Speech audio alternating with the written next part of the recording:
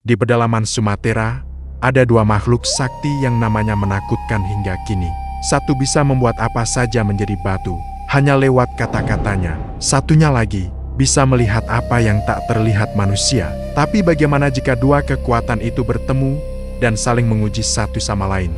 Di sebuah desa tua di tepi hutan lebat Sumatera, hidup seorang pria misterius bernama Serunting. Orang-orang memanggilnya si pahit lidah, bukan karena ia pemarah, bukan pula karena ia suka memaki, melainkan karena setiap kata buruk yang ia ucapkan bisa menjadi kenyataan.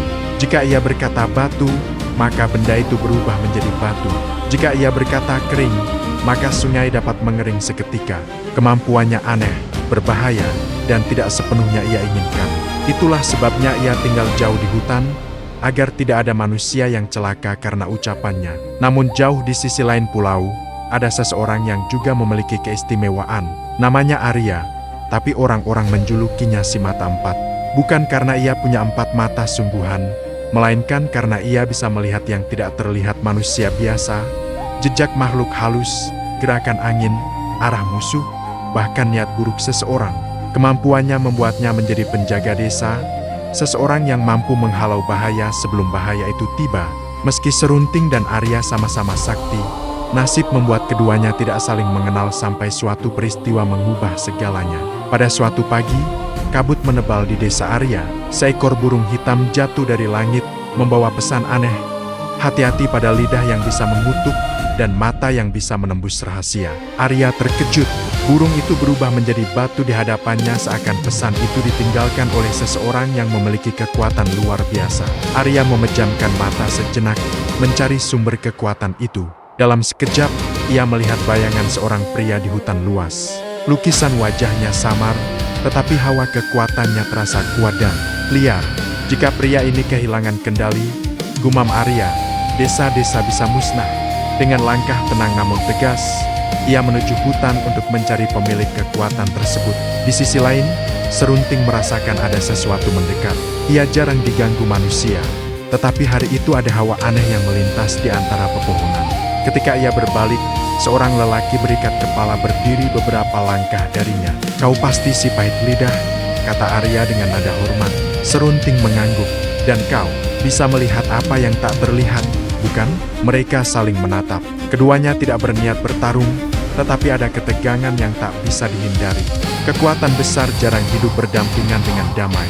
Arya berkata, "Kekuatanmu dapat menyelamatkan banyak orang, tapi juga membahayakan mereka jika tak kau kendalikan." Serunting menunduk. "Itulah sebabnya aku tinggal di hutan. Aku tidak ingin lagi membuat orang berubah menjadi batu hanya karena aku tak sengaja mengucap sesuatu." Arya melihat kesedihan di mata Serunting. Ia tahu pria ini bukan musuh. Namun tiba-tiba tanah bergetar. Suara raungan menggema dari balik pepohonan. Seekor makhluk besar, kulit bersisik dan mata merah menyala, menerobos semak belukar. Itu adalah makhluk hutan yang sedang mengamuk, terbangun oleh energi dua manusia sakti yang kini bertemu. Makhluk itu berlari ke arah mereka. "Jangan katakan apapun," seru Arya. "Aku harus," jawab Serunting. Makhluk itu menerjang. Serunting terjatuh ke tanah dan tanpa sadar berteriak, "Berhenti!"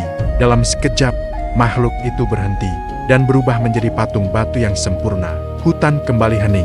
Arya memandang patung makhluk itu dengan mata melebar. Kekuatan Serunting lebih hebat daripada yang ia bayangkan. "Hebat, namun berbahaya. Kau melihatnya sendiri," kata Serunting pelan.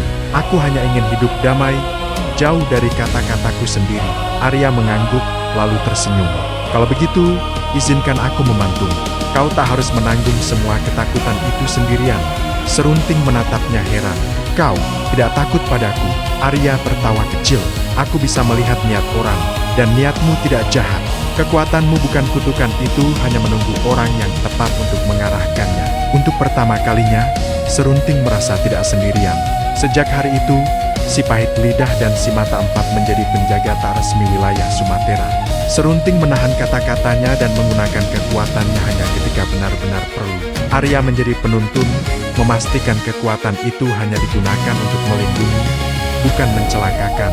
Dua legenda, dua kekuatan, satu tujuan, menjaga manusia dari bahaya yang tak terlihat. Dan hingga kini, masyarakat Sumatera masih percaya jika sebuah batu besar berdiri di tengah hutan tanpa alasan jelas. Mungkin itu dulu makhluk yang dikalahkan oleh si pahit lidah.